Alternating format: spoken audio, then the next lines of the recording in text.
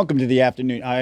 Gosh, right out of the gate, I said the wrong name of the show. This is Doug Saltzman, by the way. Welcome to What's on Your Mind on a beautiful Monday out there. Filling again in for Russ. I want to thank Brian for giving me the opportunity to do this. Now, I always make that joke. Am I going to say the wrong name of the show? And my gosh, I got through the first couple words right out of the gate. Good to be with you today, folks. Thanks for joining us here on the What's on Your Mind show. Be with you till 3 o'clock today. I'll be back tomorrow for the same show. Russ is out of town, or not available, I should say. And then I'll be with you, of course, for the afternoon drive show. Short show tomorrow because of the Pirate game. Then a longer show on Wednesday. I'll be on from 5 to 8 because there's an afternoon Pirate game, and that's why we won't be having the What's on Your Mind show. Beautiful out there. 80 degrees right now outside our Davis & Davis Attorneys at Law Studios. We got some guests coming up here in a moment, but you can always join us, of course, on the WVU Medicine Uniontown Hospital Talk Line, 724-438-4593. Again, I'm Doug Saltzman filling in for us. And, of course, that is TJ DeStefano in the background keeping me on the air.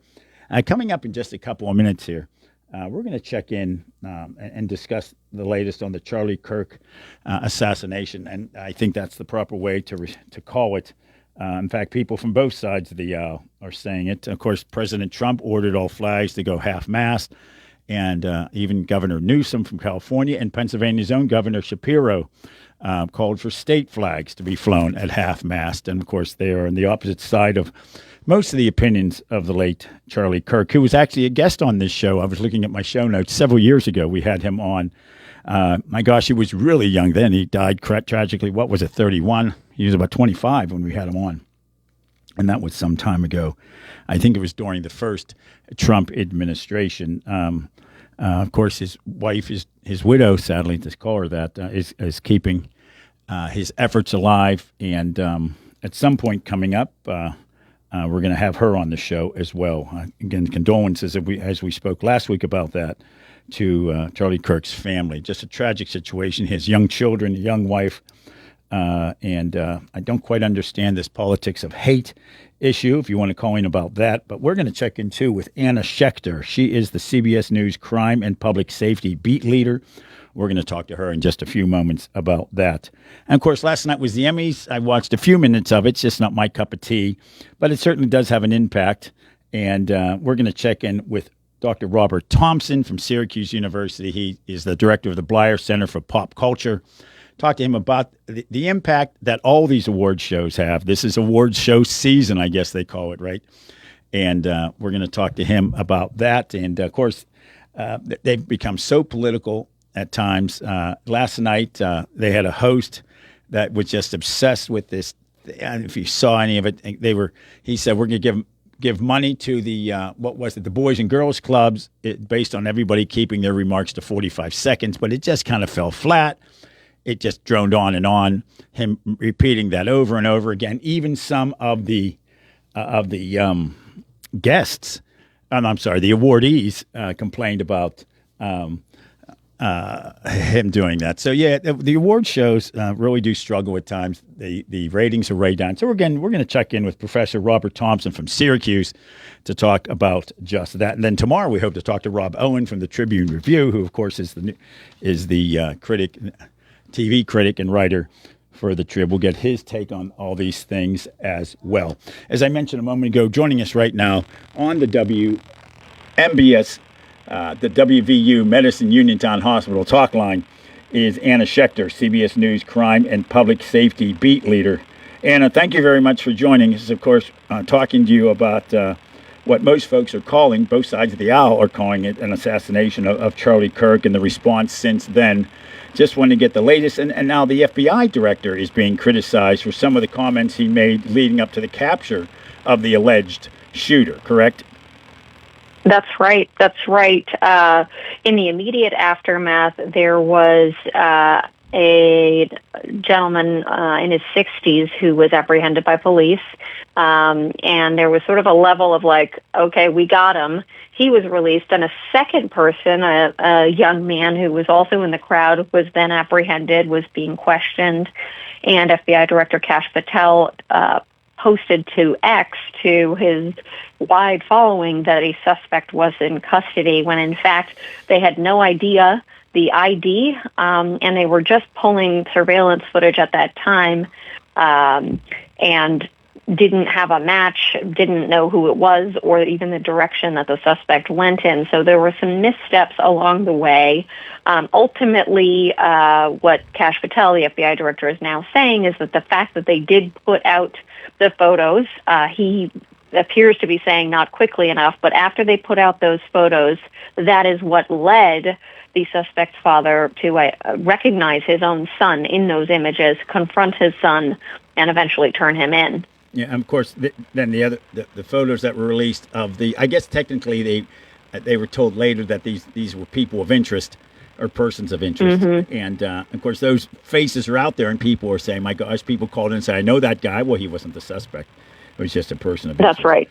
So that's right. There was a lot of that happening on social media, swirling around, and we expect that. You tend to have that in the immediate aftermath of horrific public events like what transpired, but I think it didn't help that there was essentially this messaging that they had caught the suspect. Right, twice it was mentioned. That's right, twice. That's right, and it in fact wasn't until the next night that the suspect turned himself in. Yeah, and when investigations start like this, is so high profile. And in a public setting like this, it says now, I know some Congress men and women have announced that they're not going to be doing outdoor events, or they've canceled outdoor events. And the media, most of the media, I should say, is very responsible in not showing the gruesomeness of that killing. But at the same time, you can see it all over the internet. I don't look at things like that. I don't want to give that person extra clicks. So another person might think, oh, if I do something similar, I'll be all over the internet. I think it's just, frankly, that's an opinion, of course, that just leads to more people wanting to do such dreadful things. So what is the latest in terms of course, Kirk is being held. Is there any indication of when his next court appearance will be? Absolutely. Tomorrow, we expect to see him at his first hearing on those state charges. So he is being held on 3 charges, including murder. And so we expect to see him there in court in Utah. I don't have any concrete indication that federal charges will be coming down, although that would not surprise me given the way the Luigi Mangione case played out, that, of course, he allegedly murdered the CEO of United Healthcare in broad daylight in Midtown Manhattan last December, and there are tandem cases in New York State and in federal court. So that remains to be seen. Utah does have the death penalty, and the governor said that he will seek it in this case. So the feds might decide to just let that case proceed apace. But we'll perhaps get a plea tomorrow, although at this time it's unclear if he even has a lawyer. So a lot of moving parts, a lot that remains murky at this time, but we will probably get some interesting new information about the investigation that will be laid out in court documents presented tomorrow. I'm hoping to hear a little bit more about those alleged Discord messages, if the suspect had posted to Discord immediately prior or immediately following the shooting, or if it really was just his roommate posting to a group on the platform Discord about another message that he received from the shooter about potentially retrieving the gun that was wrapped up in a towel and discarded in a bush near campus. Yeah, I guess they're getting DNA off of those. And I was surprised how very quickly, usually DNA takes a little bit of time to get that information, but in a case like this, I'm guessing it goes to the top of the line. That's right. That's right. But it can sometimes take a few days, you're right. But they probably will be able to, since they have him there in custody, they could probably get that match pretty quickly. I would think that would be the case. Let me ask, if it does go to a federal charge, what would be the federal charge? I mean, this is not a hate crime. Naturally, it's not a federal official. It's a nationally known person. But what would send it if you know, I don't know if you do, but would send it to a federal charge level? Well, a first-degree murder federal charge does carry the death penalty. So I think it would just be as simple as that. They might bring in a terrorism element to it, but if they simply stick with first-degree murder, and if if he crossed state lines in some way in obtaining the gun, that can sometimes help them get to that federal, meet that federal bar. So it remains to be seen. It was initially we were getting an indication that they were not going to pursue a federal charge, and now we're hearing, they might. So Yeah. it remains to be seen. I mean, prosecutors what they do is they collect all this evidence to tell a story, essentially, to create a narrative of what led up to it. And if any point in that narrative, if in that timeline something rises to that level of the federal statute, then they can go for it. Right. Well, last question for you, Anna, if you have time for one more quick question. There's Sure. often sometimes in a situation like this, you have a local prosecutor, a district attorney, or a state attorney general saying, we're going to handle the case. Then the Fed said, no, we want to handle the case. And you see that's frequently, those usually arguments or discussions are behind the Absolutely. scenes. Is that happening here by any indication that's occurring? All of my reporting indicates that these state officials and the federal authorities are very much in line. There has been a very respectful rapport at all of these press conferences. In this particular case, even though you're absolutely right, there is often tension between federal prosecutors' offices and attorneys' offices in terms of who gets to take the case, who gets to go first, that sort of thing. I see none of that in this particular case. You saw the governor's state of Utah speak very eloquently in the immediate aftermath, calling for unity, also being very lauding Charlie Kirk. And I think that was very much appreciated on the federal side, given the current leadership of the FBI. Kash Patel himself was friendly with Charlie Kirk. So there was this sort of immediate, grief and trauma that the leaders of the FBI were experiencing, which was, as a journalist, it was very interesting to watch that play out and try to document that accurately and, to give that context to this. There was just this collective sense of shock also coming out of the White House.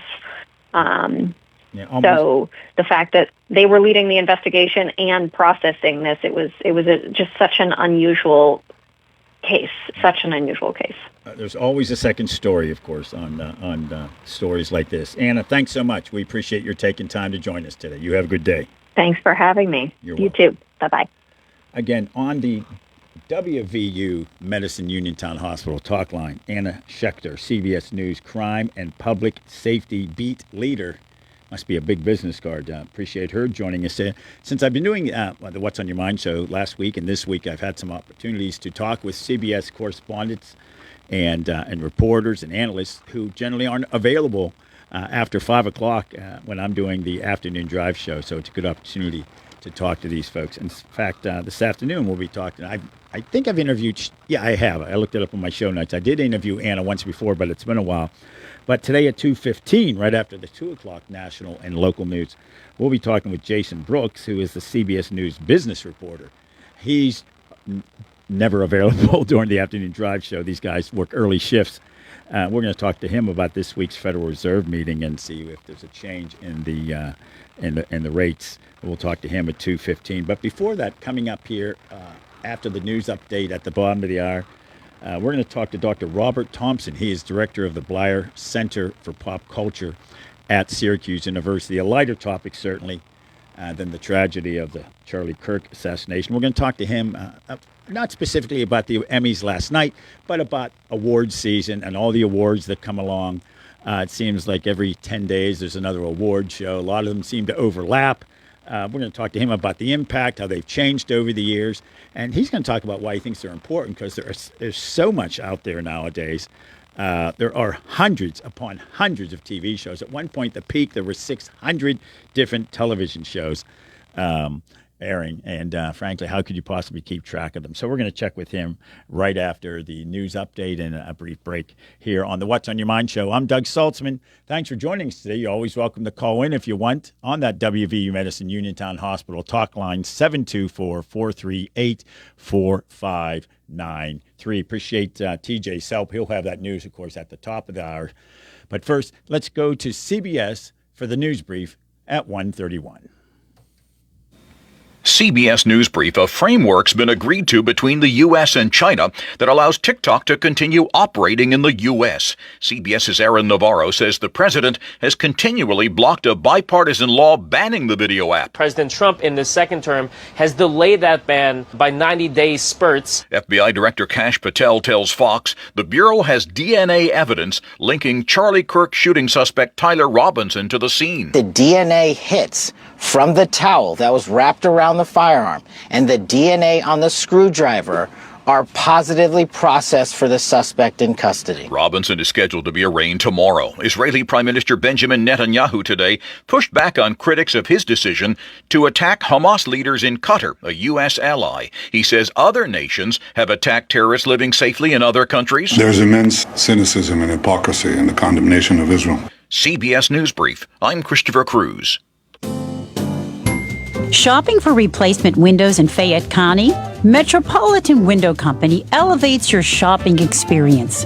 John, Maggie, and Justin Schmutzer here from Metropolitan Window Company, a family-owned and operated window and door company for over 47 years. When you choose Metropolitan Window Company, you'll experience personalized knowledge, expertise, and professionalism from our first visit to your home until our craftsmen complete your installation.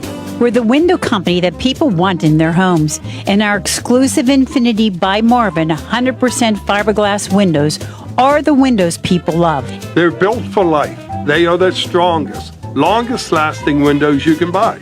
We have a great selection of colors and finishes. We service the entire Fayette County area and will come to your home. Visit us at metropolitanwindows.com or give us a call at 412-655-8411. PA 1565. For professional cleaning services, Clean and Shine in New Stanton is the place for you. They provide commercial and residential cleaning, porter services, carpet cleaning, stripping and waxing, construction cleanups, and car cleaning. For free estimates, call 724-691-0413, email info@cleanandshine14.org, or visit their website, cleanandshine14.org. We clean so you can shine. Concerned about your heart health? At WVU Medicine, we believe your heart deserves world-class care, close to home and always within reach. Our non-invasive cardiology team uses advanced tests like stress tests and cardiac MRI to diagnose and monitor heart conditions without surgery. Call 877-WVU, the number 4HRT, or visit wvumedicine.org/heart. Nemacolin presents Community Day, Thursday, September 18th at Bailey Park in Uniontown from 2 to 6 p.m. Watch the community softball game starting at 4 p.m. as the Uniontown Police and Fire Departments take on the Nemacolin Associates. Community Day will also feature yard games, an ice cream truck, bounce house, hot dogs, hamburgers, refreshments, and a DJ. The event is free to attend and open to anyone. That's Community Day presented by Nemacolin, Thursday, September 18th from 2 to 6 p.m. at Bailey Park in Uniontown. Hey, you looking for a quality pre-owned vehicle? Well, look no more, because with over 200 vehicles, Gary's Auto Sales is the largest used car dealer in the area. Whether you want a car, a truck, or an SUV, you'll absolutely find what you're looking for at Gary's. Gary's has been in business since 1974. You can visit them online at Gary'sAutoSales.com, or you can give them a call at 724-626-8080. Gary's Auto Sales. Many miles, many smiles. Are you looking to list or sell your house? Now is the time to let the professionals at Caldwell Banker Laurel Ridge Realty help you with all of your real estate needs. Caldwell Banker Laurel Ridge Realty has two convenient locations to better serve you. In Uniontown area, 724-437-7100, or in Connellsville area, 724-628-7200, and speak with one of our real estate professionals. Visit our website, caldwellbanker.com. We have been proudly serving Western Pennsylvania area for over 30 years and look forward forward to helping you with all of your real estate needs. Broker Paul Bortz Jr. Did you know that you have a choice for your physical therapy provider? NovaCare Rehabilitation offers same-day appointments, and oftentimes you don't need a prescription from your doctor to see us. We will make sure that you are treated as an individual and will work directly one-on-one with you to help achieve your goals. You have tried the rest, now try the best. NovaCare, Delaware Avenue in Uniontown. Phone 724-437-0556 to schedule your appointment today. WNBS.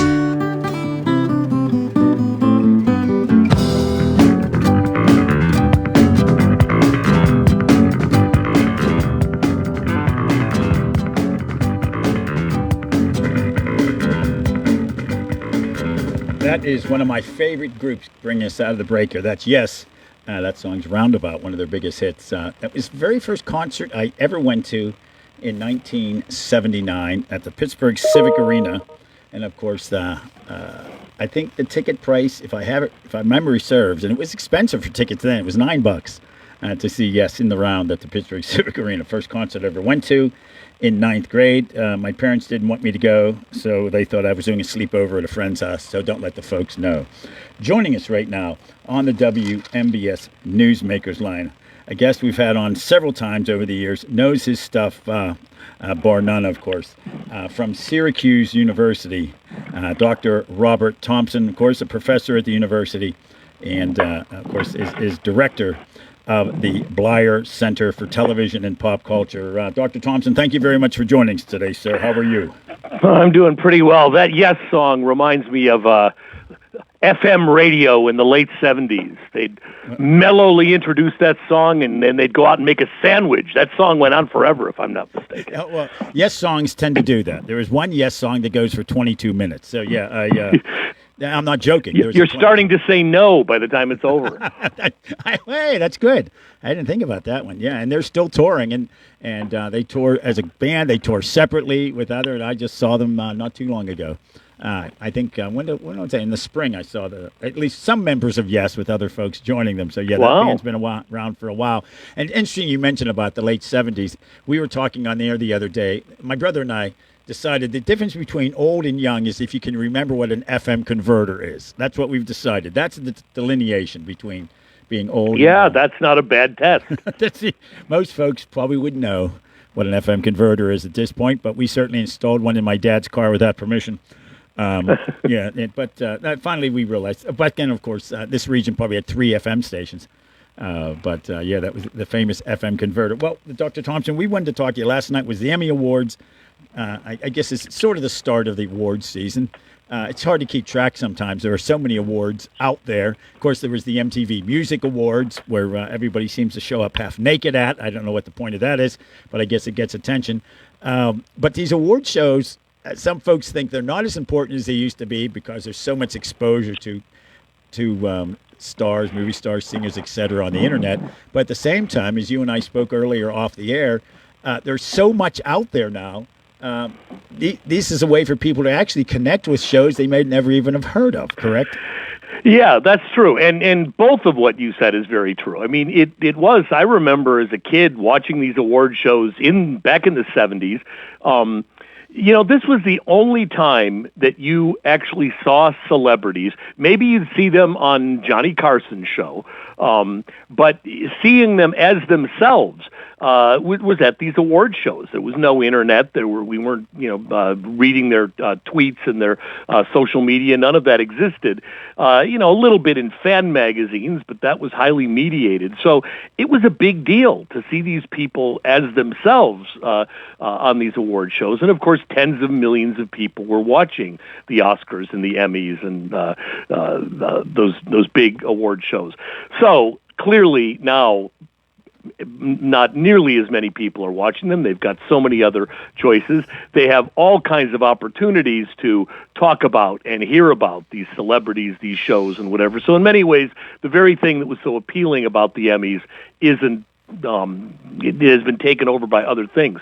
However, that second point you made, I think is a really good one, in that back in the day, you'd watch the Emmys, and every single show, every nomination, you had probably seen an episode of or two of, and if you hadn't, you'd certainly heard of it, because there were only 75 shows on the air in any given season. There were 3 networks; they had 22 hours of prime time per week per network, and that was it. Now, when I think lots of other people who spend less time looking at this stuff, when you watch the Oscars or the Emmys, many of the nominations might be about shows or movies you've never even heard of. And in many ways, the use of these award shows as kind of educational infomercials to let people know in this huge, extreme amount of programming that's out there, that here are a few that at least the people in these industries thought were good enough to give awards to. My guess is that there are people who have never run into the studio or adolescents who watched the Emmys last night and might give them a try. Right. You and I spoke earlier, and I learned that a guest I've had on several times over the years is a former student of yours, Rob Owen. And, of course, Rob, right. Great guy. Pittsburgh TV critic for many, many years, was one of my students back in the early years of my teaching here at Syracuse. So it would have been the early 1990s. And he did a paper for me that was so good, he expanded it into a book, and we published it at Syracuse University Press. Gen X Television, it was called. Gen X TV, I guess. And I've always been impressed with his ability to respond to folks. And people write in. He'll put it in the column and do it online. He's now with the Tribune Review. Used to be with the Pittsburgh Post-Gazette. And the one time somebody asked, what happened to the show? And he was completely honest in his reply, saying, I have to tell you, I never heard of that show until you mentioned it to me. And this is a TV critic. Give you some idea. That's not a criticism of him. But at the time, this was pre-pandemic, there were over 600 different TV shows airing on, you name it, whether it's on the internet, whether it's streaming, whether it's broadcast TV. But that's an idea of how much there is. I mean, it's almost infinite. Even people like Rob, who you guys are lucky to be in a market with a great critic like him, but even people like Rob and me who do this for a living, we can't possibly keep up with all of this stuff. There's just so much of it. So award shows at least serve the purpose of perhaps curating what some of the good shows are, and generally lots of disagreements. Things get snubbed, things get put up there that people don't think deserve it. But for the most part, all the nominees for the Emmys and the Oscars are pretty much really good movies and TV shows. Right. Of course, last night, one comedy won 9 Emmys. I didn't know comedies were eligible for 9 different Emmys, I guess, if you do writing and producing, directing, all the actors. But despite there being hundreds upon hundreds of shows, are you surprised that one show would garner so many Emmys? I think it's 9. Is what it is. Yeah, well, and if you total the ones that they got for those whatever Creative Arts Awards or whatever, I think this is the studio you're talking about. Yes. I think got 13, which is the record for comedy series number of Emmys. And Joe Rogan, I think, tied the record for one person number of Emmys in one night. Yeah, I mean, you're right. You would think how can one get all the Emmys when it's competing not with 75 other shows, but 599 other shows. And that does seem unusual. However, I think in any season of, let's say, of those 600 shows that are out there, probably 540 of them are not the kinds of things you would ultimately give awards to. We have got a lot more really good television today than we ever had when I was a kid, back in the day of talking horses and flying nuns and all that kind of thing. But we've also got a lot more bad stuff out there. And I think every now and then, one show really does break through. And I think we kind of knew it was going to be this Apple Plus, the studio, as it was being released. Remember that year? I think it was the COVID year when the Emmys were all being done remotely, and the first hour every single one of the Emmys went to Schitt's Creek. It kept getting them over and over and over. I think we were 55 minutes in before an Emmy was given to any other show besides that one. Yeah. And it's funny when you talk about what TV was like at its time, a vast wasteland, as it was once called by the FCC commissioner.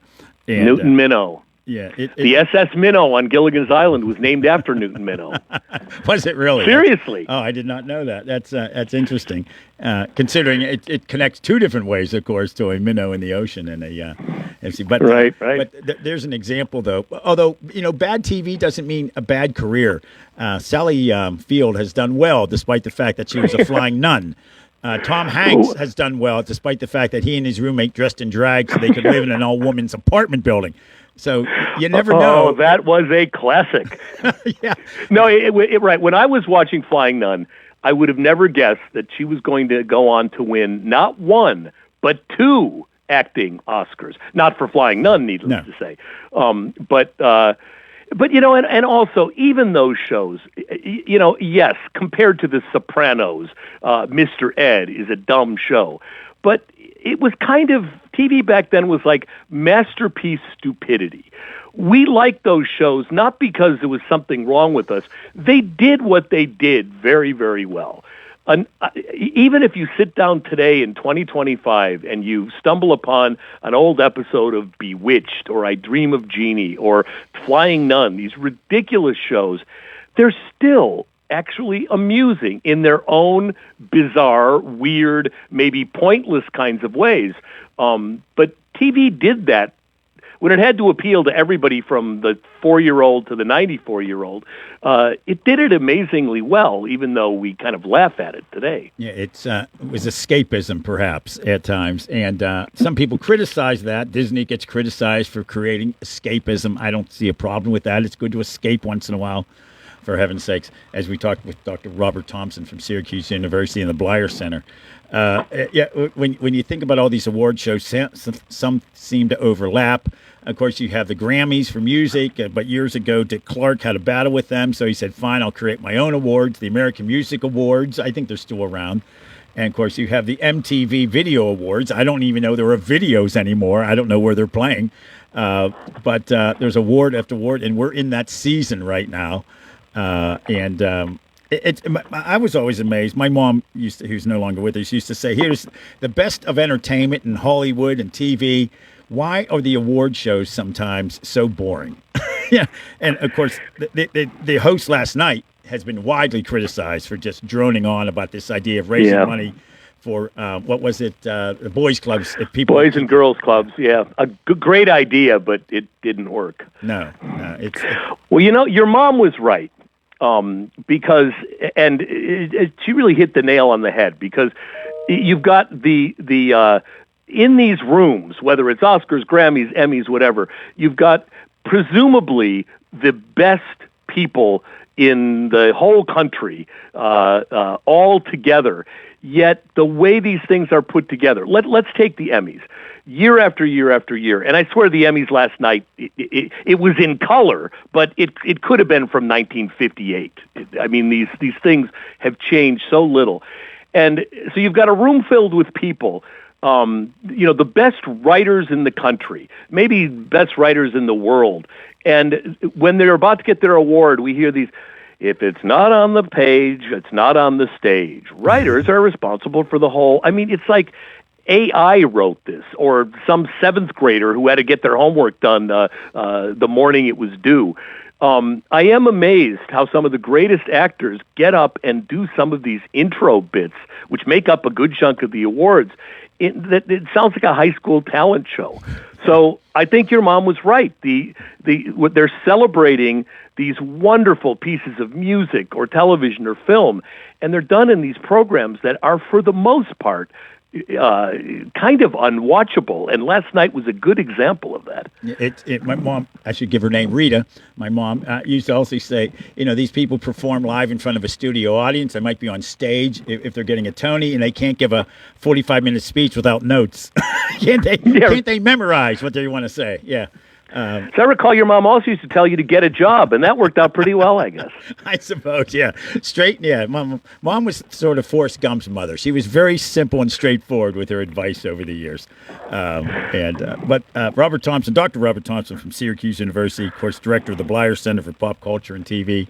We appreciate your joining us today. We enjoy our conversations once in a while. And tomorrow, we're hoping to interview your former student, Rob Owen. We'll make sure we pass along your greetings to him. Yes, please tell him we're very proud of him here at Syracuse University. Does a great job, knows his stuff. In fact, he's doing the media circuit this week.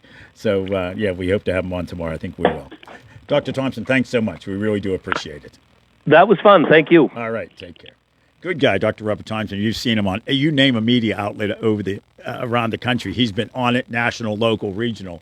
Absolutely. What do you think about these award shows? Give us a call. We're going to take a break now. If you call during the break, you'll be the first one up on the WV Medicine Uniontown Hospital talk line, 724-438-4593. Give us a call. What do you think about all these award shows? It's not my cup of tea. It's not the type of thing I enjoy watching. But give us what you think. But first, this is What's on Your Mind on your local station, WMBS Uniontown. Hey all, it's Josh Krysak here again with Ron Romeo from Ultimate Structures. Ron, you're the expert. What advice would you offer someone looking to invest in a new shed or metal building? First, the customer must validate if they meet local codes no matter what type of structure they are thinking about. Both of the manufacturers that I represent want to be sure the structure is permitted to be built or placed on a specific property.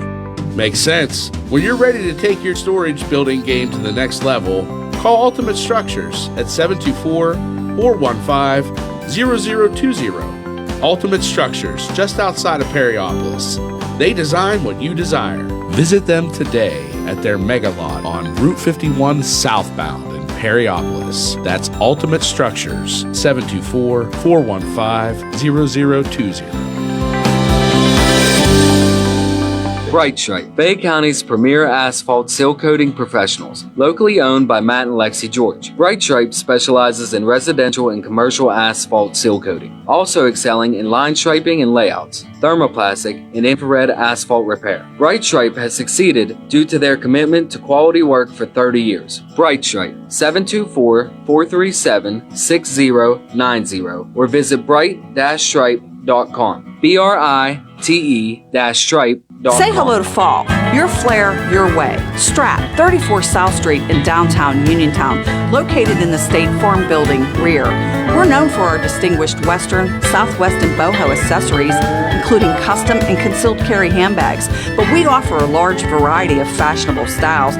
And just refreshed for fall, we have an amazing selection of spiny oyster, turquoise, nickel silver, copper, and gemstone fun fashion jewelry. And we're so excited to bring you affordable indulgence. 24% lead crystals wrapped in tarnish-free silver and gold wire for enhanced clarity, brilliance, and sparkle.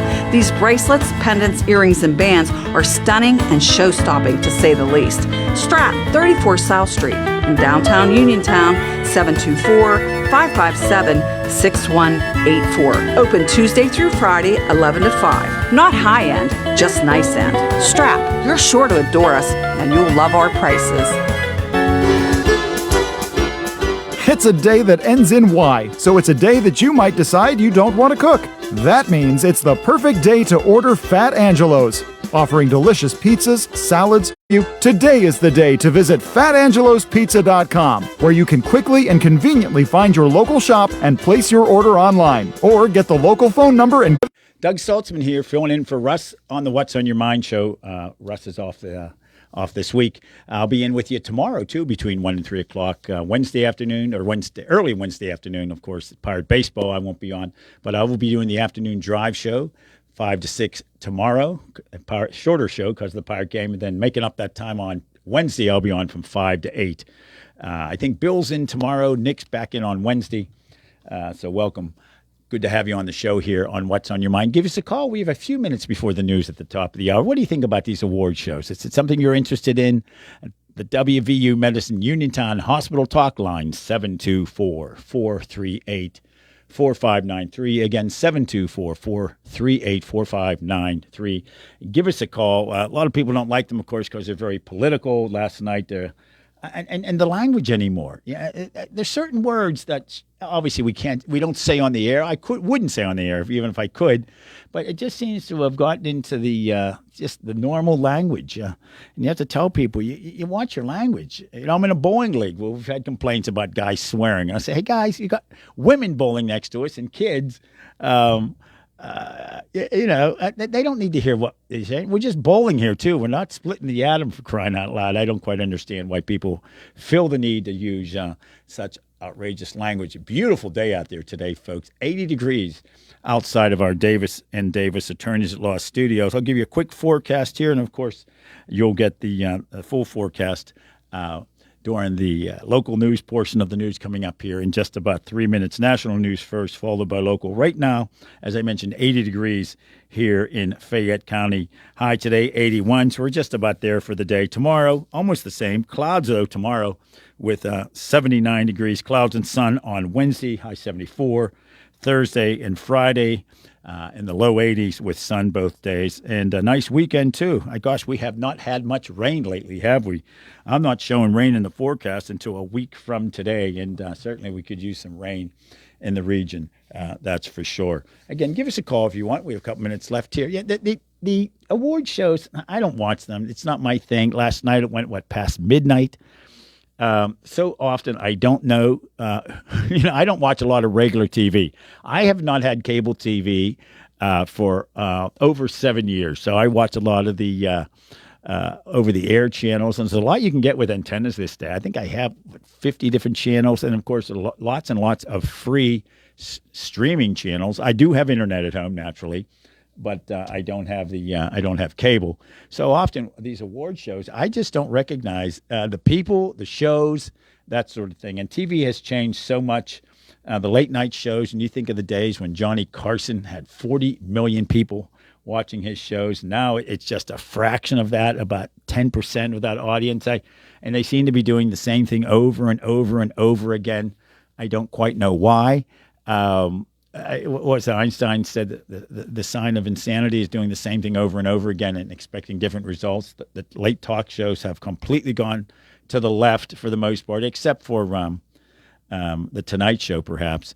But the rest have, so they're going for one half of the audience or even less than that. And who was on the other day? I always flip through, just for fun, the channel guide and just see who's on some of these late night talk shows. And I might recognize, I'm not making an exaggeration. I don't think I'm an old man. I don't act like that. But I might recognize 10% of the guests. I just don't know who's going to be on. I'm not quite sure why people would stay up late to see, the Secretary of the Interior on or a congressperson from a state somewhere. I don't know why they chose to go that direction. And I think the ratings have shown just that. They are canceling Stephen Colbert's show, not just firing him from the show and getting another host. They're eliminating the show. CBS has not indicated what he's done. He won an Emmy last night, I should point out. First time he's ever won an Emmy in that special talk show category. Again, CBS News coming up here on your local station, WMBS 590 AM, 101.1 FM. Stick around for the local news after that. CBS News. This is CBS News on the Hour, sponsored by O'Reilly Auto Parts. I'm Christopher Cruz in Washington. There's been a breakthrough in talks between American and Chinese negotiators over the fate of TikTok in the U.S. Treasury Secretary Scott Bessent in Madrid. Commercial terms have been agreed upon. CBS News Money Watch correspondent Kelly O'Grady on the framework. The Chinese readout from that meeting has come out, and they're also saying that there is a framework for a deal, so it would follow that there has to be some indication that ByteDance would be willing to sell, and perhaps that would come at the direction of the Chinese government, given that this is a component of the larger trade talks that are happening. President Trump says he'll be speaking with Chinese President Xi Jinping on Friday. Trump has on 3 occasions stopped a bipartisan law from going into effect that bans TikTok from the U.S. unless it sells itself to a non-Chinese owner. The killing of Charlie Kirk was not the end of his podcast, says CBS's Stacey Lynn. The vice president filled in for the late conservative activist. J.D. Vance here, live from my office in the White House complex. and filling in for somebody who cannot be filled in for. He paid tribute to his friend. He was a joyful warrior for our country. And blamed the attack on what he called left-wing violence. We're going to talk about how to dismantle that and how to bring real unity that can only come when we tell the truth. The man accused of killing Kirk is scheduled to be arraigned tomorrow on capital murder charges. FBI Director Kash Patel tells Fox that DNA on a towel wrapped around a rifle found near the site where Kirk was killed matches that of the 22-year-old accused in the killing. A fired Justice Department employee is taking the government to court. Here's CBS's Matt Piper. Maureen Comey is suing over her abrupt firing in July. The former federal prosecutor brought criminal cases against Ghislaine Maxwell and Sean Diddy Combs and was dismissed over the summer. Comey, the daughter of former FBI Director James Comey, says in the federal lawsuit that she was not provided any cause or notice and says her firing was unlawful and unconstitutional. The battle lines are being drawn as we get closer to the end of the month and the deadline for Congress to fund the federal government. CBS News congressional correspondent Nicole Killian is watching it all unfold. You have some Democrats, particularly Democratic leaders, who say they are not going to back a bill unless it's bipartisan and include some provisions to deal with health care. They're still upset about those Medicaid cuts in the big, beautiful bill. Also, a big deadline coming up at the end of the year to potentially extend subsidies from the Obamacare or Affordable Care Act. That's something that's important to Democrats. On Wall Street, less than 2 hours before the close, the Dow is up slightly. NASDAQ up almost 1% at this hour. This is CBS News. Think O'Reilly Auto Parts for all your car care needs.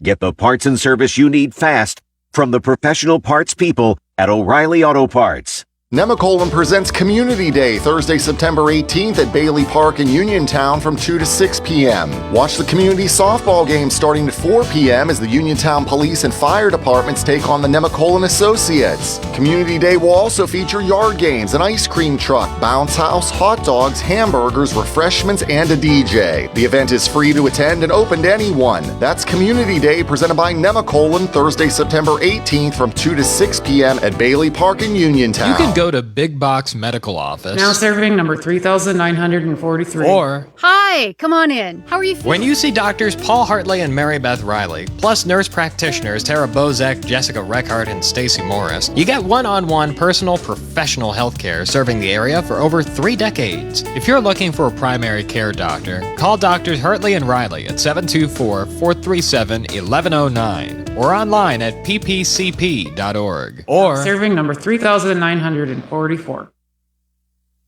Turns out you can be fat but fit. A Danish study involving tens of thousands of people found those with a BMI in the overweight category were no more likely to die during the 5 years of follow-up than those with a BMI in the healthiest weight range. And that even held true for some of those living with obesity. Not surprisingly, perhaps, the severely obese were twice as likely to die as those in the healthy range, but the severely underweight were 3 times as likely to die. The researchers, though, say that's possibly because their low weight was caused by a life-threatening illness. Vicky Barker, CBS News, London. Cincinnati Bengals quarterback Joe Burrow will undergo surgery on his injured left toe and is expected to be out for 3 months. It's his 3rd major injury in 6 seasons since being the top overall pick in the 2020 draft. It's a major blow to Cincinnati, which is off to its first 2-0 start since 2018. The team is hoping to make the playoffs for the first time in 3 years. Christopher Cruz, CBS News.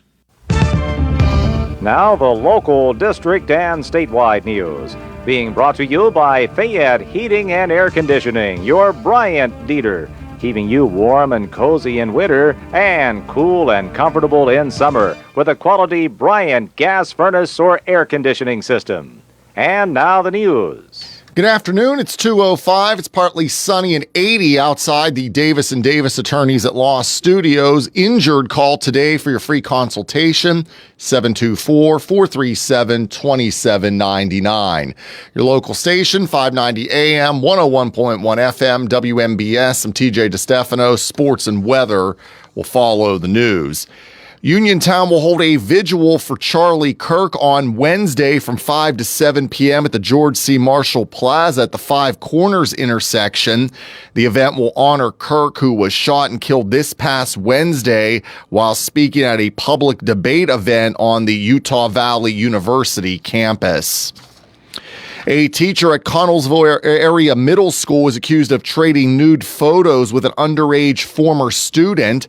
30-year-old Ashley Mongell is in custody on a felony charge of unlawful contact with a minor. State police say that Mongell has admitted to receiving a fully nude picture of the 14-year-old victim and sending an inappropriate photo in response. She has been placed on leave by the Connellsville School District and remains in the Fayette County Jail on a $40,000 bond. Fare hikes and drastic service cuts for Pittsburgh Regional Transit are off the table for now. PennDOT has approved a request to provide PRT with over $100 million in emergency funding.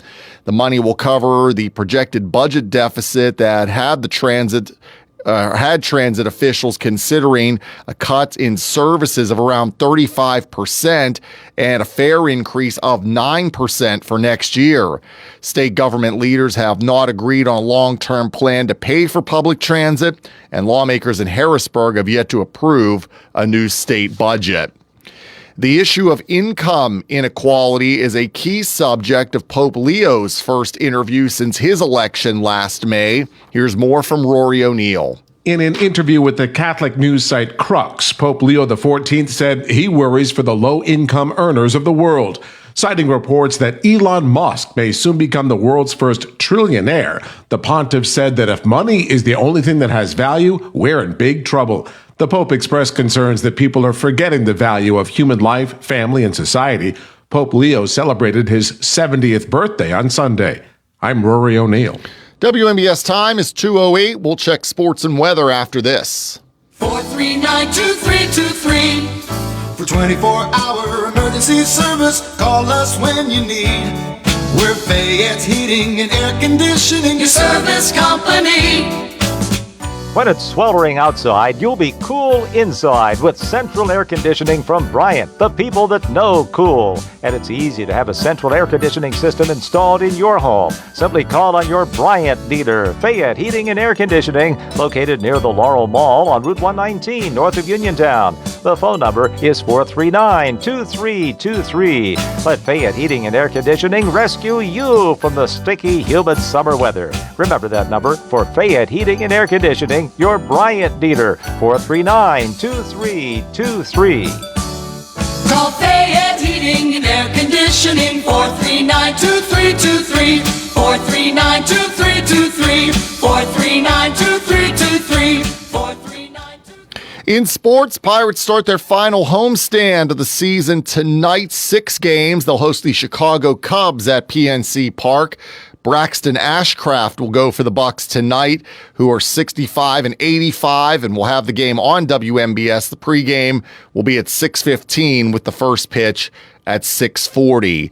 Monday Night Football tonight to wrap up Week 2. 2 games on the slate. Tampa Bay will be at Houston at 7 o'clock, and the LA Chargers will be at the Las Vegas Raiders at 10 o'clock. We'll have the Chargers and Raiders tonight here on WMBS. And, of course, the Steelers, they're back in action on Sunday. They'll visit the New England Patriots, both teams 1-1 on the season. Kickoff will be at 1 Sunday afternoon here on WMBS. The local, district, and statewide news has been brought to you by Fayette Heating and Air Conditioning, your Bryant dealer. Route 119 north of Uniontown, located near Laurel Mall. Phone 439-2323. The Weather Watch is being brought to you by State Farm agent Nathan Ferguson. Call Nate at 724-438-7611 for life, home, car insurance, and more. Get a free quote now. Partly to mostly sunny the rest of the afternoon, 84. Partly cloudy, 58 tonight. And partly cloudy tomorrow with a high of 79. Right now, partly sunny and 80 outside of our Davis & Davis Attorneys at Law Studios at 2:10 on this Monday afternoon. I'm TJ DeStefano. Up next, we have Hour 2 of What's on Your Mind with Doug Saltzman on WMBS. The Weather Watch has been brought to you by State Farm agent Nathan Ferguson. Nate is there for you. Call 724-438-7611 for life, home, car insurance, and more. Hey, you looking for a quality pre-owned vehicle? Well, look no more, because with over 200 vehicles, Gary's Auto Sales is the largest used car dealer in the area. Whether you want a car, a truck, or an SUV, you'll absolutely find what you're looking for at Gary's. Gary's has been in business since 1974. You can visit them online at Gary'sAutoSales.com, or you can give them a call at 724-626-8080. Gary's Auto Sales. Many miles, many smiles. Ready to indulge in the essence of Parisian luxury? Then visit Live Casino in Greensburg for our Pure Couture drawing. Earn entries daily starting September 1st. Then on September 27th, we'll draw 25 winners to take home exclusive Yves Saint Laurent gifts, including designer bags, iconic accessories, and more. Experience the best of elegance and excitement. Only at Live Casino, Route 30 at Westmoreland Mall. Gambling problem? Call 1-800-GAMBLER. Are you looking for personalized healthcare you can trust? At Montgomery Medical, they're accepting new patients. Hi, I'm Dr. Betty Thomas. Having a primary care provider means better overall health, from preventative care to managing chronic conditions. We're here to support you every step of the way. That's right. Hi, I'm Jenna Lutzka, a physician assistant. Plus, we have same-day appointments and walk-in same-day care available too. We're here for you. Join the Montgomery Medical family today by calling 724-569-8100 to schedule your appointment. A family tradition of family medicine. Red Rooster Dumpster and Hauling are the ones to call when you need a dumpster. Red Rooster offers fast, friendly service and provides medium-sized dumpsters that will fit your needs, whether it's a general remodeling project, emptying a house, or doing a summer or fall cleanout. Just call Red Rooster Dumpster and Hauling at 724-569-0337 for rates and availability. Red Rooster Dumpster and Hauling in Smithfield also offers a 5% military discount. Call 724-569-0337 and look for the Red Rooster. Having Hicksonbaugh's Drugstore in Uniontown means reliability, quality, and service. Pharmacists Stephen Harper and Seth Miller fill your prescriptions, offer free prescription delivery, mail-out service, and gladly answer your healthcare questions. Flu shots, the new Moderna COVID boosters, plus Shingrix shots with your doctor's prescription are also available at Hicksonbaugh's. Call 724-437-2828. Hicksonbaugh's Drugstore, 304 Morgantown Street. Open Monday through Friday, 9 to 6, Saturday till 3, closed Sunday. Concerned about your heart health? At WVU Medicine, we believe your heart deserves world-class care, close to home and always within reach. Our non-invasive cardiology team uses advanced tests like stress tests and cardiac MRI to diagnose and monitor heart conditions without surgery. Call 877-WVU, the number 4HRT, or visit wvumedicine.org/heart.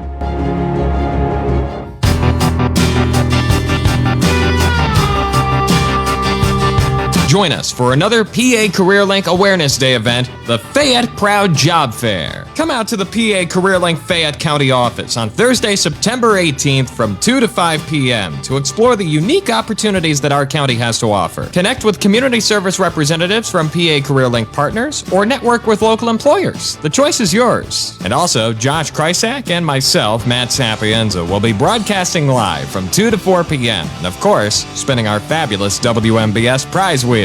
So, drop by the PA CareerLink Fayette County office, 112 Commonwealth Drive in Lamont Furnace on Thursday, September 18th from 2 to 5 p.m. For more information, call 724-434-5627. Fayette County has a lot to offer. Let's make the most of it and stay Fayette proud.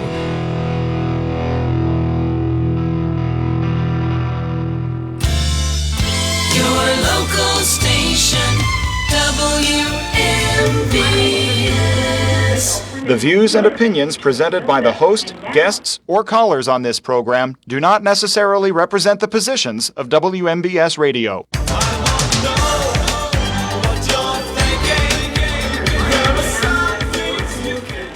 Welcome back to the What's on Your Mind show on a beautiful Monday out there. 80 degrees right now outside our Davis & Davis Attorneys at Law studios. Joining us right out of the gate here in hour number 2 from CBS News, a CBS News business reporter. First time we've ever talked to him, Jason Brooks. Jason, thank you very much for joining us today. How are you? It's a pleasure to be here, Doug. Yeah, thank you very much. You're usually off duty by the time you got to earn early start, and you got a busy day. When I do my usual afternoon drive show, you're not available. So it's good to have you on here as I'm filling in on the show today. Big week, of course, the Federal Reserve meeting. is this week. It's been talked about regularly by certainly the president, and it looks like he may get his wish at this point. It looks like rates might drop. What are we looking at percentage-wise?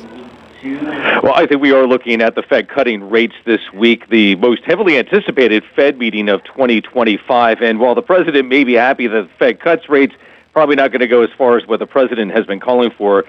Trump has called for as much as a 3 percentage point cut by the Fed, which it's never done anything that big before. The market is instead expecting the Fed do what it usually does and cut its short-term lending rate by a 0.25 percentage point. Now, there are slight odds that the Fed could go a little bigger with a 0.5 percentage point cut. It did that last year, but right now the market is expecting at least a 0.25 point cut as the Fed starts to embark once again on a loosening move after keeping rates steady for the first several months of this year. I did read about President Trump looking for a 3 percentage point drop, or 3-point drop, which would be absolutely unprecedented. You've forgotten more about this stuff than I'll ever know. But what is the largest point drop that ever occurred at one Fed Reserve meeting? Do you have any idea? That's off the top of my head, you got me. Wasn't expecting that question. A number of times the Fed has cut by a 0.5 percentage point.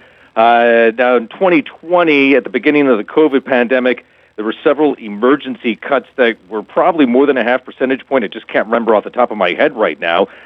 So it has occasionally gone further than that, but again, in emergency situations. At the beginning of COVID, we'll remember that the stock market was absolutely staggered. We had several massive drops by all three indices, and the Fed acted quickly to try to get more liquidity into the market with lower interest rates, and kept them low for a long time before starting to raise those rates as the economy came back, and the stock market, of course, is now at all-time highs. Last year, we saw the Fed cut 3 times, a 0.5 percentage point cut, 2 point cuts, which interestingly didn't have as big of an effect on interest rates as many would have liked. There's oftentimes the correlation of mortgage rates to what the Fed does. The president, in fact, has criticized the Fed for keeping the housing market in a stagnant area with mortgage rates so high, but mortgage rates don't follow the Fed's short-term lending rate, the federal funds rate. Mortgage rates are tied to longer-term Treasury yields, and the 10-year yield in particular. And despite the Fed cutting rates for 3 times last year, the yield on the 10-year rate went up a little bit. Mortgage rates actually went up a little bit. So mortgage rates aren't going to be affected by this move whatsoever. Instead, what you would see would be bank lending rates impacted. Banks could borrow money at a lower rate. They could possibly pass those savings on to consumers through lower credit card rates, but that's highly unlikely at this point. Yeah, I appreciate that answer. I broke that unwritten rule. Don't change topics mid-interview, so I apologize for that one, Jason. No worries about that. I should probably know all that stuff, but, things coming in on my head very fast these days. You don't know everything? Come on now. Good heavens. I try, but it doesn't always work. Okay, I do think you'll know. It's everybody's heard of the Federal Reserve. It's talked about all the time, but there is that second, the Federal Open Market Committee, the FOMC. If you don't mind, take a moment, and we have about a minute left with you here, to explain to our listeners what that is, the Federal Open Market Committee.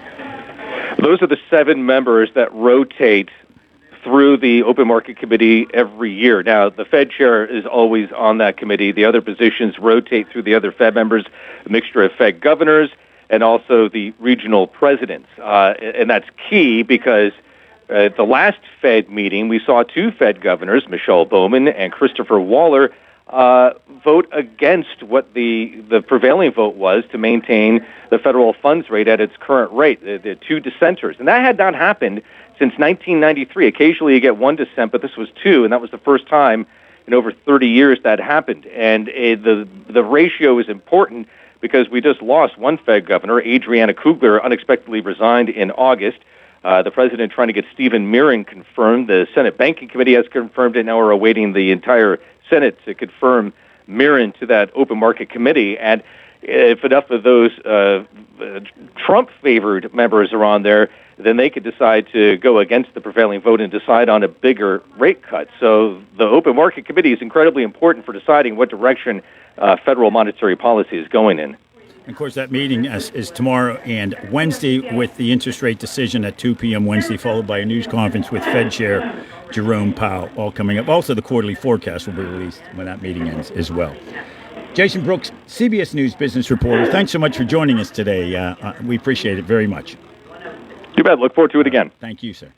Jason Brooks on the WVU Medicine Uniontown Hospital talk line. As you could hear, a lot of noise in the background there. He's a busy guy, and we had to make sure we got that in. A little bit inside baseball stuff here. Originally wanted to do that interview at 2:20. They said he had until 2:22 until his next hit.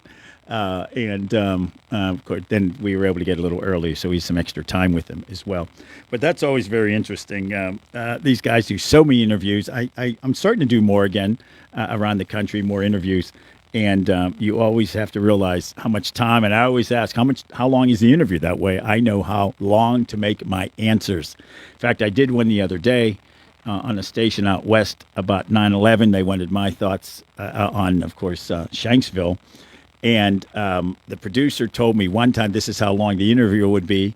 And then during the interview, obviously, I found out it was going to be a lot shorter. I wasn't able to finish the story I was telling you. That was about the incredible cooperation. I wanted to point that out between all the agencies, local, regional, state, federal. It was amazing how that happened on 9/11.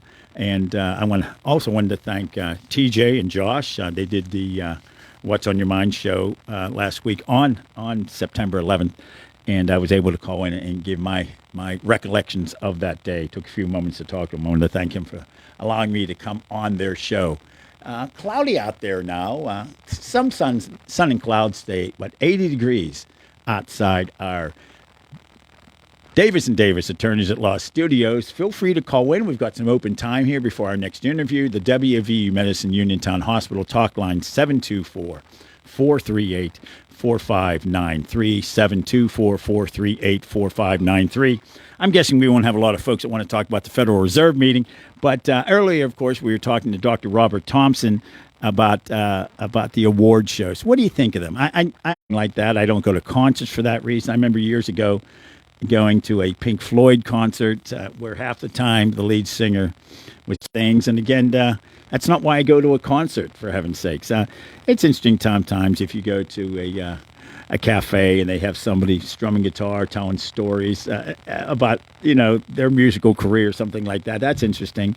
But I just, obviously, they want to reach out to people on these award shows. Obviously, it happened a lot less during the Biden administration because most entertainers, the vast majority, are Democrat and liberal. And so it's understandable you didn't hear as much about that during that era. Now that, of course, President Trump's back in office, and you're going to hear, I think, a lot of that coming up during the award show season. There was the MTV Music Awards the other day. I made the joke earlier, and it wasn't all that far off, frankly. I don't know. Women anymore show up half naked for these shows. I don't quite understand that. We always taught our 4 daughters, you have to have respect for your bodies. And that doesn't help when they see something like that, I suppose. But they're now all adults, and I hope we gave them an idea of what's best. But again, the award show thing is just not something that that I enjoy watching. I don't. I just last night's started at 8. Is that right? Went to after midnight. And as our guest earlier, Dr. Thompson said, if it would have been black and white, these days don't change a lot over the years, aside from perhaps these political statements by folks going up. But man, the host last night had this shtick going where he said, if everybody keeps their remarks to 45 seconds, then we're going to give $100,000 to the Boys and Girls Clubs. And he kept saying it time and time and time again, to the point where some of the people receiving awards were getting mad at him. And one guy swore at him. Of course, they had to beep it out on the air. So, yeah, that fell pretty flat. I was reading an article in Variety magazine, of all things, not a magazine I would normally read, but it popped up on my phone. And it said it fell flat, what he was doing. It is amazing. I was joking about things my mom said. If you were listening to the earlier interview in the last hour, she said it's just amazing that the best of Hollywood, the best of stage and screen, TV, you name it, Broadway, and they put together these remarkably boring award shows. And someone who obviously performs in front of a live studio audience, if it's TV or if they're on Broadway, there's no retakes when you're doing it on a live stage. And despite that, and memorizing all these lines, they can't get through 45 seconds without staring at notes or they forget to thank someone like their own spouse or something. It just sort of amazes me. Yes, you're nervous, I guess, when you win an award, but these people are professionals, and they would certainly know. You would certainly know what they might want to say when they come up there. But yeah, that just always sort of blows me away that they're not able to do it. Again, join us on the WVU Medicine Uniontown Hospital talk line 724-438-4593 if you want to chat it up. Coming up at 2:35, we're going to talk to our friend Keith Schmidt, political analyst for many, many years. Keith and I have known each other. We think, if you can believe it, he was an intern for the Reagan presidential race in 1980. I volunteered at an event when I was in high school. Reagan was coming into the Pittsburgh Airport Marriott, which used to be right near Robert Morris University. And we think we must have met that day in 1980. And then we both became sort of counterparts. He was director of Western Pennsylvania for Senator Rick Santorum. I did the same job for Senator Arlen Specter. So we've known each other that long, but we thought we'd talk to him about the assassination of Charlie Kirk, and also the political violence. I don't know, or the politics of hate, I guess is another way to do it. And it comes from the left and comes from the right. And I'm always amazed at that something as tragic as somebody being killed, that somebody would celebrate that. And somebody, a commentator who's been on MSNBC forever. He was with the Bush administration, got fired on the spot when he basically said that Charlie Kirk brought his own murder on himself. And he was fired. He later apologized. MSNBC apologized. But it's just amazing that someone would feel the need, or that it's appropriate to say something like that on the air. Say it at all. You shouldn't say it to your friends. It's whether you agree with them or not. It just doesn't make any sense whether you agree with the person or not. One of Charlie Kirk's big things was freedom of speech. And now people are saying anybody who said Charlie was wrong in his comments should be fired. Yeah, I agree with most of what Charlie Kirk says, but at the same time, you should be able to voice your opinion. It shouldn't be calling for violence or saying that it's good that he died, which some people have actually said, which is hard to believe. But I think this idea of that if someone disagrees with you, they should be fired from their position wherever they happen to be. That is the idea. That is what Charlie Kirk pushed for. Let's completely change the topic here before we hit the news at the bottom there. Did you see this story? I read this on CNN. Elderly Austrian nuns break out of nursing home and back into their former convent, defying their diocese. 3 nuns in their 80s have defied their diocese, ran away from their nursing home, and returned to their former convent in Salzburg, Austria, which they are now occupying. This was on September 4th. Sister Regina, Sister Rita, and Sister Bernadette, all in their early to late 80s, returned to Schloss Goldenstein, the Alpine convent and girls' school where they had spent most of their lives, much to the displeasure of the local church. And on arrival, the nuns found their former residence no longer had electricity or running water, so their supporters brought them water and emergency generators. I like the names of 2 of these nuns. Sister Regina, I have a cousin of mine who's no longer with us. She was a nun. Her name was Sister Regina. My mother's name was Rita. Obviously, Mom was not a nun, believe it or not. But this is a story of, this will turn into, a made-for-TV movie. The sisters' former students have been helping and organizing a daily routine for them where a family doctor is available to offer medical advice. And since returning to the convent, the nuns have become active on Instagram, amassing more than 10,000 followers in a little over a week. And on their account, they document their daily routine of praying, eating, attending Mass together, as well as their now frequent interviews with journalists from all over the world. So it might sound strange to say this about 3 nuns, but you go, girls. How about that? 81 to 89 years old, Sister Bernadette, Sister Rita, and Sister Regina. Crazy stories. I like that one a lot. The nuns busting out of a nursing home and going back to their convent and getting help locally from people. No running water, no generators, but you watch, that water will be turned on. Someone will be donating for them and make sure they can live there instead of in the nursing home. Crazy, crazy story. 80 degrees outside our Davis and Davis Attorneys at Law studios. We're going to hit that CBS News update here in just a moment, followed with Keith Schmidt. Stick around.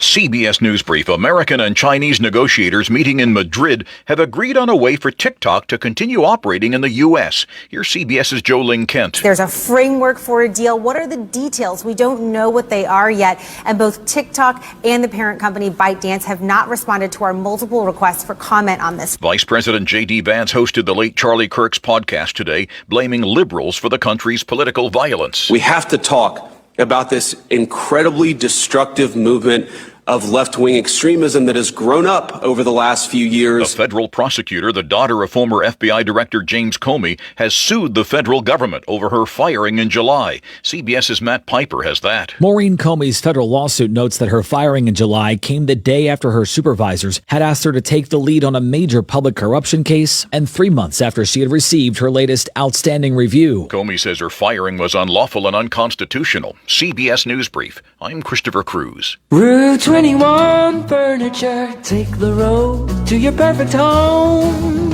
Sleep well tonight. Try out a new mattress from Route 21 Furniture with a large selection of mattresses, all sizes and comfort levels, with great prices, free local delivery and setup, and financing options. Route 21 Furniture. Open weekdays 9 to 5, Saturday 10 to 5, Sunday noon to 4. 724-737-2222 or Route21Furniture.com. Route 21 Furniture, take the road to your perfect home.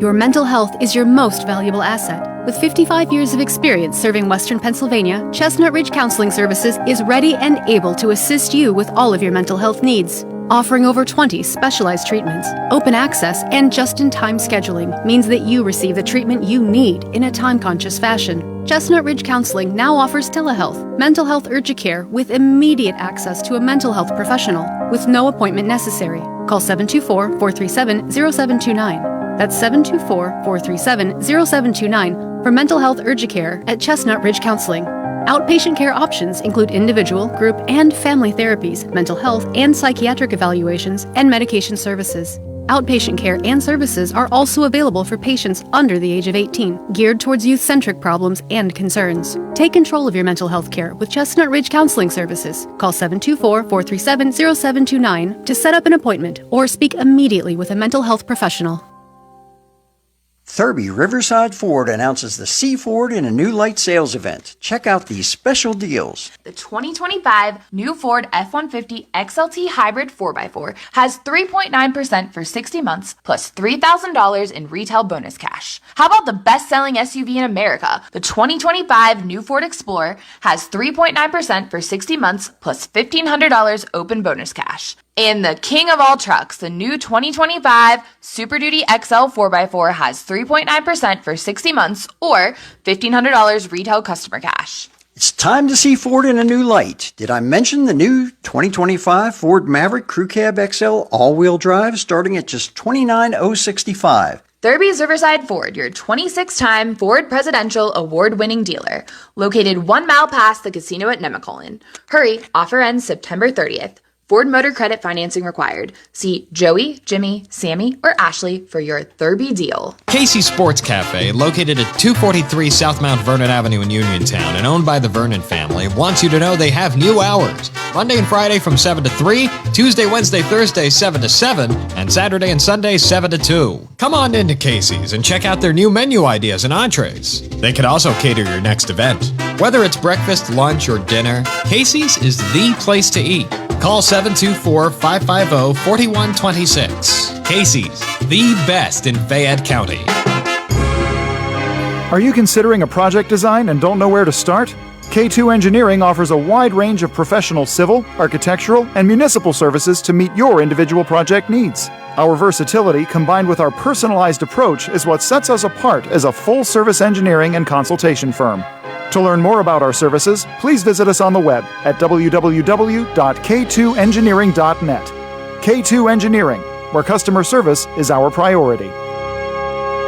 Are you looking to list or sell your house? Now is the time to let the professionals at Caldwell Banker Laurel Ridge Realty help you with all of your real estate needs. Caldwell Banker Laurel Ridge Realty has 2 convenient locations to better serve you. In Uniontown area, 724-437-7100, or in Connellsville area, 724-628-7200, and speak with one of our real estate professionals. Visit our website, caldwellbanker.com. We have been proudly serving Western Pennsylvania area for over 30 years and look forward to helping you with all of your real estate needs. Broker Paul Borges. Your local station, WMBS.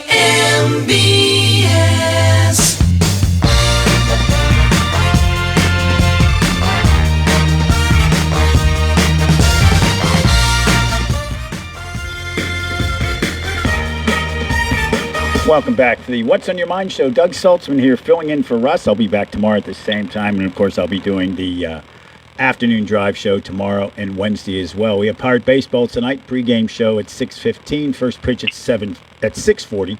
And that'll be followed by the second of the 2 Monday Night Football games tonight. We'll go at 10 o'clock, the Chargers at the Raiders tonight on your local station. Pirate Baseball tomorrow as well. So a short show in the afternoon drive show, but I'll be on during the afternoon today and tomorrow again, filling in for Russ. We've been talking, of course, since last week about the tragic assassination, and people from both sides of the aisle are calling it just that, of Charlie Kirk, young man, 31 years old, wife and children, and now the hatred that's come out afterwards.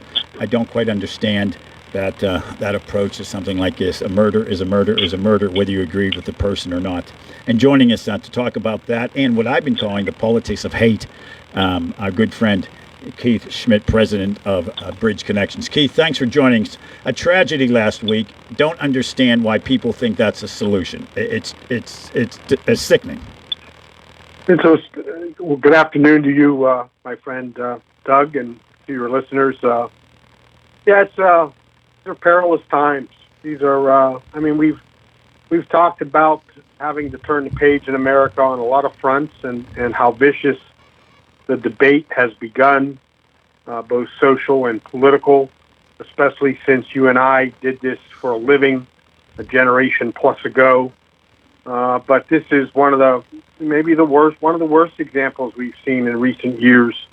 The horrific, gruesome assassination that, unfortunately, because of the technology of and access to social media, we all had to unfortunately see right on our phones and on our computers. And, I try to avoid it. It was almost impossible to avoid for a day. It was so prevalent. And then, as if that isn't bad enough to see, that take place out west, and then the fallout since, and how both social media and the general media in some regards have handled this in a way that is I can't say equally as disturbing as the assassination, because you can't top that horrific, gruesome death of a 31-year-old. But this is not our finest hour, you would hope that the governor out there who spoke about healing and whatnot and needing to turn the page, I hope we listen. I hope there's another point in time in which we reset things. But for all intents and purposes, Doug, it's not happening right now. I mean, it's bad form to compare or contrast tragedies based on how someone mourns. I mean, no matter who dies, it is a loss, and you can mourn that however you want to mourn it, but you can't.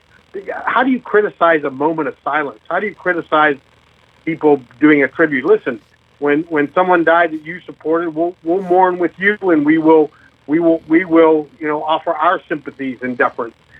Mourning isn't a competition. It's a human emotion in which we all are called upon, either a professional or personal way, that we deal with it as part of what we have to deal with in life. But the level of hatred spewed on people based on how they're mourning, or this montage that Bill O'Reilly put on a day or two ago of various people on social media celebrating his death, dancing, it's hard to watch. I thought, it's literally hard to watch.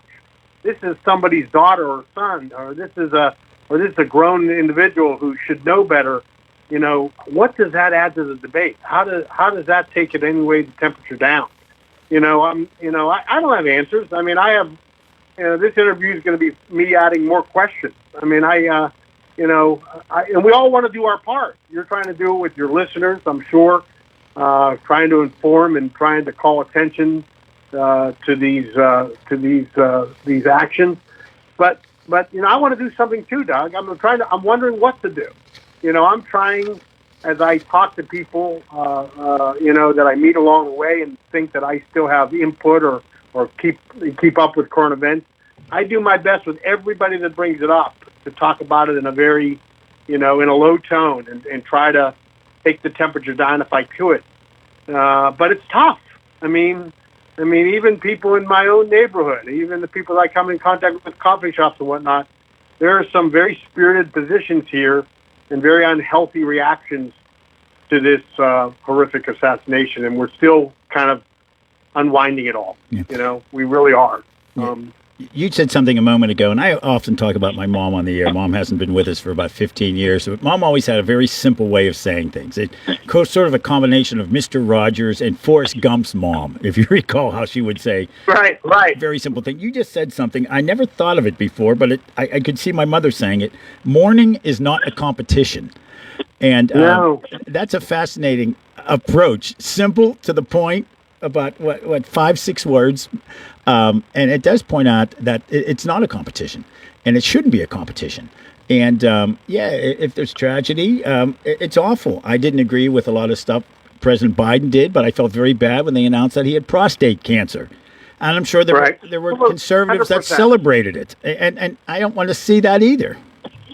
No, obviously I knew Charlie, who Charlie Kirk was. I didn't follow him. I was generationally separated from him. I'm not his key demographic. But in the days since he was taken home to heaven, I've read more and followed him a little bit and tried to get a sense of this. And I do recall the sitting president talking about, the close race that won, all the key swing states and whatnot just, less than a year ago when he was reelected after a term out of office, and gave Charlie Kirk a great deal of credit because he brought people to the debate, conservative Democrats and young Republicans that didn't vote in any great numbers for 2-3 generations, and he inspired them and got them to the polls. And in close elections, these new coalitions are important. So I understood how he valued the fact that Charlie, although controversial, wasn't a shouter. He welcomed debate. He was a true believer. He was in many ways a lot like some of the Republicans I worked for and represented, where they were trying to put out, they believed it so badly that they thought if they can just debate it and give them enough facts and information that they could change hearts and minds. He was really out there trying to change hearts and minds. I don't agree with him on everything. I mean, the only person we ever agree with on everything is ourselves. I always say, the only way you really get the perfect candidate or the perfect person is you have to run yourself, because you're going to always disagree. I'm a gay Republican. He had some controversial statements on homosexuality and a gay lifestyle. I got to sort through that. He and I would have debated that. I would have disagreed on that. But there are some things that he said about family and the importance of family that I embraced. And it's okay that I didn't agree with him on anything. I know ultimately he helped a lot of candidates that I believe in that gave me other things that are important to me about this democracy or about this economy or about national security. He advanced candidates that share my views. So it's a mixed bag. Of course no one's going to agree with him on everything. But for all intents and purposes, as I said earlier, I don't see anything where he was a shouter or got into fights or tried to rile up a crowd. No, he was a pretty calm debater. He had a keen intellect. He was sharp. He was actually good at debating. He always came prepared, seemed to be able to give real-life examples and understood the Bible inside and out. So he was a formidable foe. But he wasn't a bully. He wasn't a hater. Oftentimes he talked about loving everybody, as Jesus taught us to love each other and love our neighbors. And it's just, again, I'm still numb. I didn't know him that well. I didn't follow him that well. Obviously, I knew of him. But the circumstances surrounding his tragic passing And in the days that followed, what has happened, it's hard, even for someone like me who was not as engaged with Turning Point USA, but I've now got to know what the cause was all about a little more in recent days. It's just this is not our finest hour. Yeah. And I still think there's hope for us to turn the bend, but we all have to take the calling and do what we can. Don't act like it's insurmountable, Doug. We all have to do our part. I know you're doing your part in media and on radio, and I promise I'm going to do my part to take this temperature down and to begin to heal America, because God forbid with social media, we don't need any more copycats. We don't need to feel the threat level go up for public officials and personalities and entertainers. My goodness, we're not quite of age to have lived as full-fledged adults in the turbulent 60s, but we lived through the 60s. Okay, we know our history, and we were young men then, young boys then. But I don't want this to be yet another decade of a history lesson of tragedies. When you think about the people's response afterwards, and the fact that Charlie Kirk welcomed debate. He just wasn't running around preaching to the choir. He had no problem debating issues with people, very diverse people, very different than his thoughts. And now you have people, especially from the far right, who's saying, "Oh, anybody who disagreed with them, say they should be fired from their positions." That's exactly the opposite of what Charlie would want. Yeah, exactly right. If someone's saying that they're celebrating violence, celebrating his death, that's different. But if somebody just disagrees with him, Charlie would say no. People are welcome to disagree. Yeah, as I got to know Charlie better, in recent days, literally, debating is more interesting when you have a contrarian. And I can tell you, video after video after video after video were people that absolutely did not agree with Charlie. Charlie welcomed the debate. He thought that is the blessings of a free society. We can all give our opinion, and hopefully, and quite frankly, if you dislike Charlie, it's largely because he was so good at what he did. He was a very able and capable debater, and as the adage goes, we debate, and then you allow elections to make decisions. Both sides give their opinion, and we have a right to formulate our own opinion every time we vote for a local councilman or a county commissioner or a congressman or someone to the legislature or a senator or a president. We can voice based on what they say and what they believe in and who they share values with. That's how you speak. Yeah. You don't speak through violence. And hatred begets violence.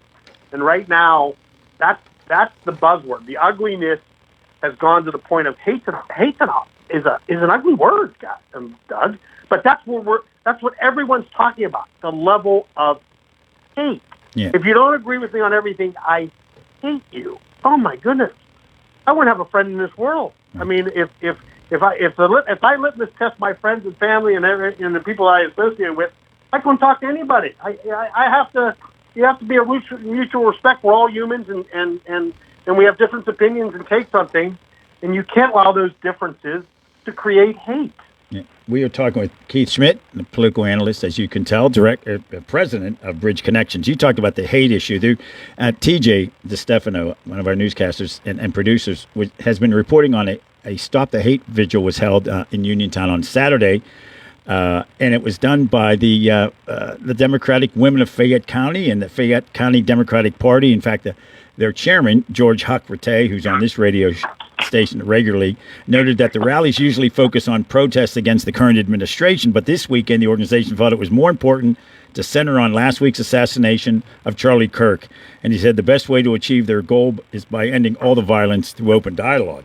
And so obviously the Democratic women, the Democratic Party at times, obviously a lot of the time may not have agreed with a lot of what Charlie Kirk said, but here they are holding a rally saying this is not the solution. That warms my heart. They're doing their part. There you go. There's somebody right in your broadcast area, right in where you broadcast, the city you broadcast from, and you see Democratic women holding a rally. My goodness. I mean, let's see that duplicated north, south, east, and west. And let's give as much attention to what you just scouted out as we do to the haters. I mean, unfortunately, people watch the news for bad news. You know, Jerry Springer lasted longer than Oprah or Donahue because it was bad news. We are too married to ugliness and bad to be we're almost like the news is not there to entertain you. You know, and we have to stop. We have to start praising people that do the right thing, have the courage of their convictions, do the right things like those Democratic women in Fayette County. I mean, that's a wonderful story. Let's broadcast that as much as we broadcast all the ugliness that we're enduring in these recent days. Yeah, absolutely. And they do it at the George C. Marshall Plaza. And nobody here, George C. Marshall, of course, came up with the Marshall Plan to rebuild Europe, including Germany, who we fought against, because he knew that if you want to keep a free Europe, you have to make people prosper. They didn't do that after World War I, and look what happened. And shortly thereafter, less than a generation passed before we fought again. Exactly. You're absolutely right. That's exactly right. As we always do as a courtesy, we ask you to take a moment and tell us about your organization, your company rather, Bridge Connections. Yeah, when I left the United States Senate as a state director back in 2007, I formed a public relations government affairs firm that does career development, business development for folks. I developed an interesting, what we call Rolodex, but what is a contact from in the private sector and public sector and Democrat, Republican, union, industry. And as a result, I use these contacts I developed over a 45-year career to help others. You know, what I do for my clients, they can do for themselves, but hopefully because of my relationships, I can do it quicker. And if time is money, people engage my services. It's been a wonderful run the last 19 years.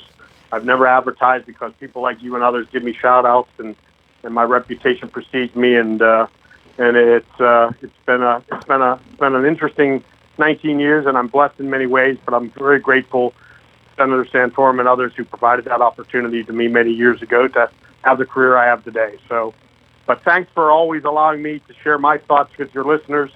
It's good to talk to you. This is a particularly difficult conversation, but you have to have these as well. Yeah, absolutely. And I'll keep my promise and do my part to see if I can help lower the temperature in these days ahead. Yeah, and God bless you, and God bless America. All right. Hey, Keith, thanks so much. You have a good one. Take care. All right. Thank you.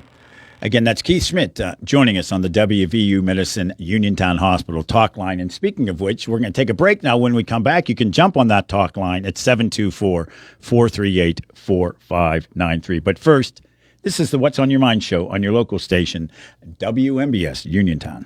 It's important to check your credit report for accuracy from time to time. Your credit history affects your ability to get a loan, how much you'll pay, and in some cases, whether you'll get a job.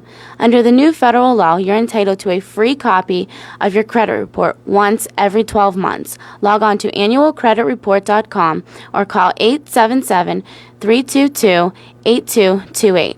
A reminder from the Federal Trade Commission, the nation's consumer protection agency. In a world of big corporations and interpersonal experiences, there's something truly special about family-owned businesses. For over 70 years, the Mike Kelly Automotive family has been serving the community with integrity, honesty, and a commitment to putting families first.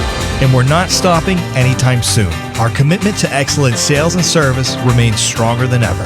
Visit us today and experience the Mike Kelly Automotive difference. Because when you buy from us, you buy from family. Zen's Antiques and Home Decor, part of the Cinder Shack family of vendors, where you can find both antique and new furniture, collectibles, housewares, gift items, including jewelry and candles, and so much more. Follow Zen's Antiques and Home Decor on Facebook for new items and information on upcoming events. Zen's Antiques and Home Decor in Building 2 at 3391 National Pike in Farmington. Zen's Antiques and Home Decor.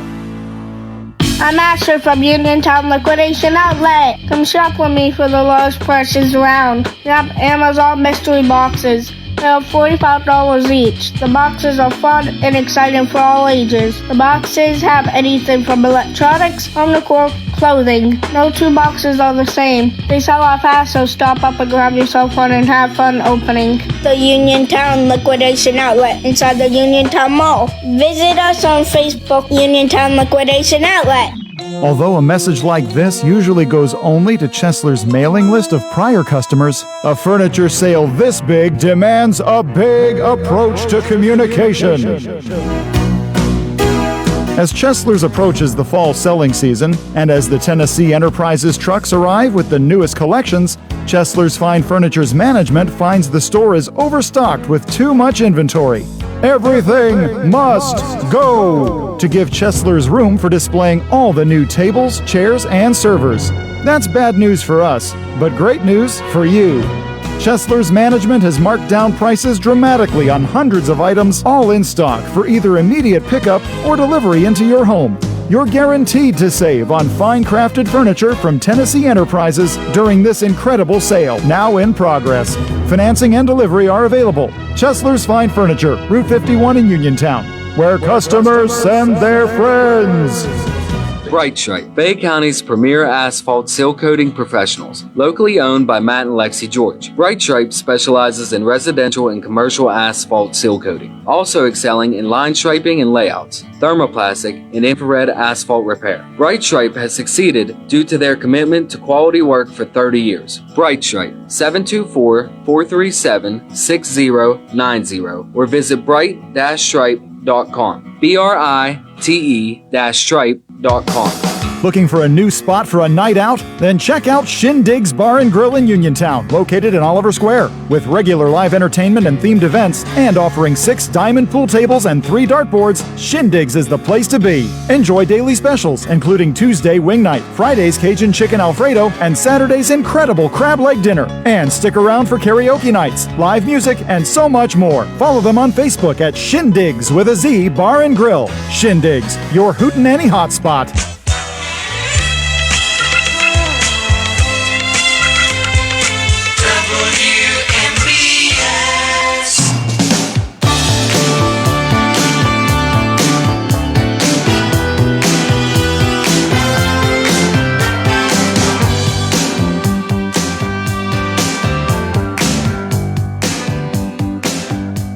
Welcome back to the What's on Your Mind show here on a now cloudy Tuesday. It's still showing 80 degrees, maybe 79 outside our Davis & Davis Attorneys at Law Studios. I'm Doug Saltzman. I want to thank TJ DeStefano for his help today. He'll be coming up with that local news after the 3 o'clock CBS National News, of course. I just got information here from our general manager, Brian Morozek, saying there's a Charlie Kirk Vigil in Uniontown from 5 to 7 p.m. at the Five Corners Marshall Plaza, of course, the George Marshall Plaza, this Wednesday. So when we'll no doubt be reporting on that as well. But that's coming up, a Charlie Kirk Vigil in Uniontown, 5 to 7 p.m. at Five Corners Marshall Plaza on Wednesday of this week, 2 days from now.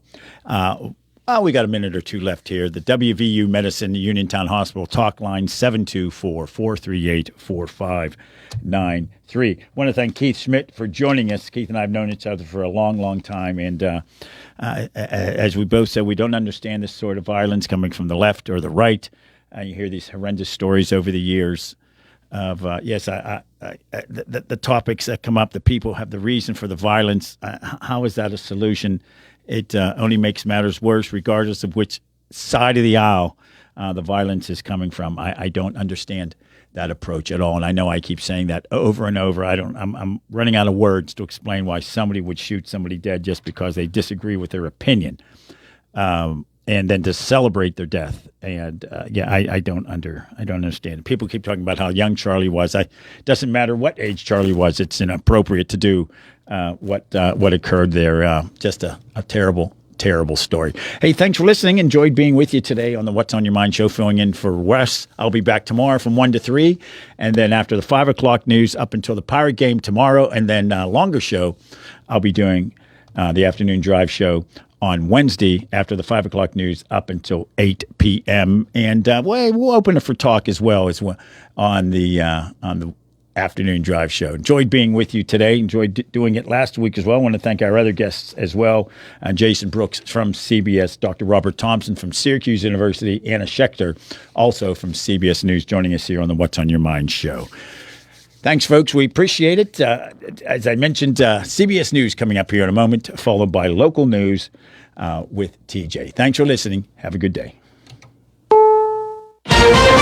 This is CBS News on the Hour, sponsored by O'Reilly Auto Parts. I'm Christopher Cruz in Washington. Charlie Kirk's podcast didn't end with his death. The vice president hosted it today. Hey, everybody. J.D. Vance here, live from my office in the White House complex. and filling in for somebody who cannot be filled in for, but I'm going to try to do my best. My dear friend, the great Charlie Kirk. Vance blamed liberals for the nation's convulsion of political violence. I'm Matt Piper. Teachers, sports reporters, and even an Office Depot employee have lost their jobs after their public remarks about Charlie Kirk's killing. Some conservatives see Kirk as a free speech champion and are using similar tactics they once criticized to target people and organizations pushing for firings and punishments. Attorneys note First Amendment protections are generally limited for workers in the private sector. 8 states do have laws to protect employees from being fired for their conduct off the job, including their political speech and activity, but most do not. The man accused of killing Kirk is scheduled to be arraigned on capital murder charges tomorrow. It's not clear when, but National Guard troops are going to patrol the streets of Memphis at President Trump's orders. The Shelby County Democratic Party is worried about the effects of the deployment. Here's First Vice Chair Will Richardson. We're uncertain of the impact it will have on our youth and young adults who are already in a traumatized climate. We don't understand what this will do for us economically as it relates to people staying at home and not supporting businesses. American negotiators meeting in Madrid with their Chinese counterparts say the two sides have reached an agreement on a